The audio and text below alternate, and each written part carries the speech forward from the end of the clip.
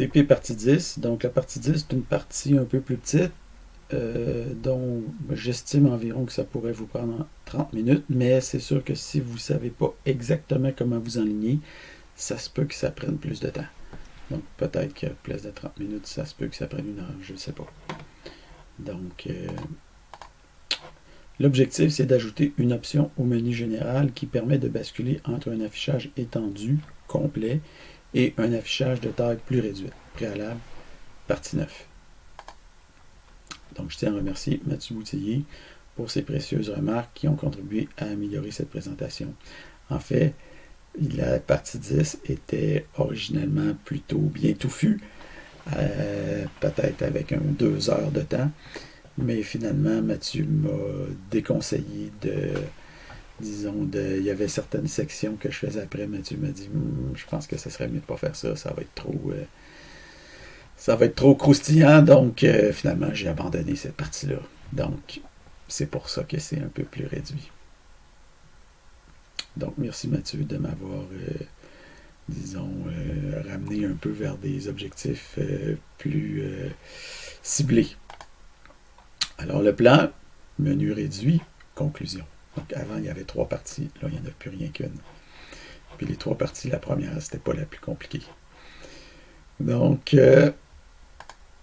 menu réduit. Donc, dans le menu, ici, général, on ajoute une option D qui permet de réduire l'affichage. Donc, vous faites ça, vous commencez par déposer, disons, 1000 $.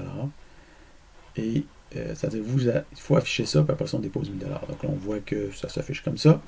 Et une fois qu'on a fait ça, qu'est-ce qu'on appuie? On appuie sur D. Donc, une fois qu'on a appuyé sur D, ça va réduire l'affichage. Qu'est-ce que ça fait? Ça va en sorte que l'historique est toujours visible, comme avant. Il n'est pas modifié. Mais cette fois-là, on affiche juste la tirelire 9 et ce qui va suivre dans les prochaines parties. Donc là, c'est la tirelire 9, mais quand on va faire la partie 10, ben, on va afficher ce qu'il va y avoir dans la partie 10. Pas la partie 10, excusez, la partie 11, parce que ça, c'est la partie 10. Et on voit que le menu D, qui avant s'appelait réduire, s'appelle maintenant étendre. Okay. Et on voit qu'il y a seulement ici le E-tirelire 9 qui s'affiche, donc il n'y a rien à faire avec les tirelires précédentes, donc c'est masqué. Donc, si on appuie sur étendre, ben, on revient à ce qu'on a ici. Donc, D, on affiche ça, on appuie sur D, on revient ici. OK? Donc, voilà. Une fois que vous avez fait ça, vous pouvez ici aller sur Git, c'est-à-dire on a réduit le menu avec cette touche, cette option basculante-là. Vous pouvez faire un commit and push.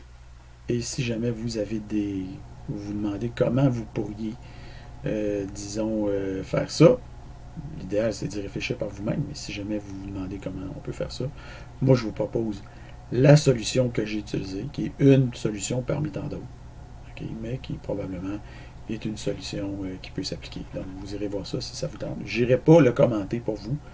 Je veux que vous le pensiez par vous-même et que vous le fassiez par vous-même si possible. Mais si vous êtes bloqué, vous pouvez aller voir le petit truc qu'il y a ici. Alors voilà, en conclusion,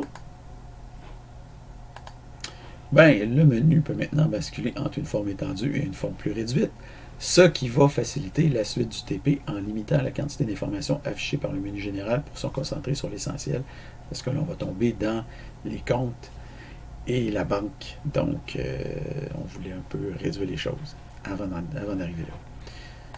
Faites une saisie de votre historique, vous avez un seul truc à faire, 10.1, et finalement, vous faites votre note d'auto-évaluation sur 10, ben, ça vaut 10 la partie 1. Donc, 10, enfin. Je vous laisse voir, et c'est tout.